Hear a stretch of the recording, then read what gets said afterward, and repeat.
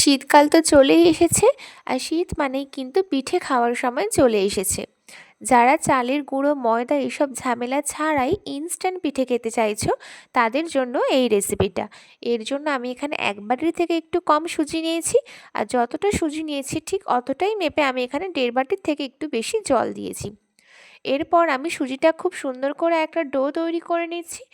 এই সময় কিন্তু নাড়াটা একদমই বন্ধ করা যাবে না, তাহলে কিন্তু কড়াই লেগে যাবে। এরপর আমি ডোটাকে ঠান্ডা করে নিচ্ছি। যতক্ষণ ডোটা ঠান্ডা হচ্ছে ততক্ষণ আমি এদিকে দুধটাকে রেডি করে নিচ্ছি। আমি এখানে 1 লিটার মতো দুধ নিয়েছি। এর মধ্যে 2টো তেজপাতা, কিশমিশ আর 5-6টা মতো এলাচকে আমি খুব ভালো করে ফাটিয়ে নিয়েছি। এরপর দুধটা যখন হালকা গরম হবে সেই সময় আমি এখানে গুঁড়ো দুধকে মিশিয়ে দিচ্ছি। দুধটা হালকা গরম হলেই এটা মেশানোর চেষ্টা করবে, কারণ দুধ যদি বেশি গরম হয়ে যায় তাহলে গুঁড়ো দুধটা দুধের সাথে মিশতে চাইবে না। এরপর আমি এখানে বাতাসা নিয়ে নিয়েছি মিষ্টির জন্য। বাতাসা দিলে টেস্টটাও খুব ভালো আসবে আর কালারটাও খুব সুন্দর আসে। তোমরা চাইলে কিন্তু চিনিও দিতে পারো।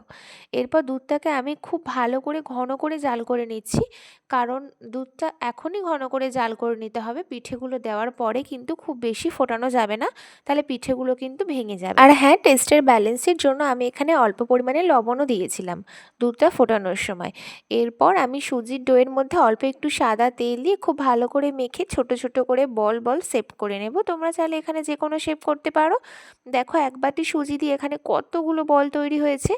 এরপর আমি দুধের মধ্যে 6-7 মিনিটের মতো ফুটিয়ে নেব। এর থেকে কিন্তু বেশি ফোটানো যাবে না, আর খুব বেশি কিন্তু নাড়ানাড়িও করা যাবে না, তাহলে কিন্তু সুজির বলগুলো ভেঙে যাবে। দেখো কতটা লোভনীয় হয়েছে, দেখেই তো খেতে ইচ্ছে করছে, তাই না?